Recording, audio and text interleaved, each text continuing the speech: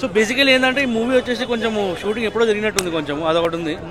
So visuals ఏదైతే చూస్తే కూడా మీకు కొంచెం పాతగా అనిపిస్తుంది. ఐ థింక్ ఇండియన్ 3లో బాగుంటుంది. ఇంకా సిద్ధార్థ్ రోల్ ఎలా అనిపించింది? సిద్ధార్థ్ రోల్ 100%.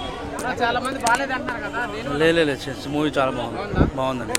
అంటే heroine oriented movie.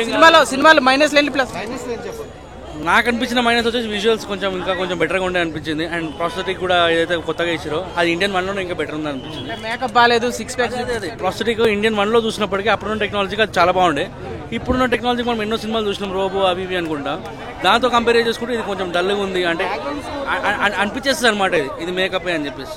Kamal Haasan గారు యాక్టింగ్ గురించి మనం మాట్లాడేంత పెద్దలం కాదండి.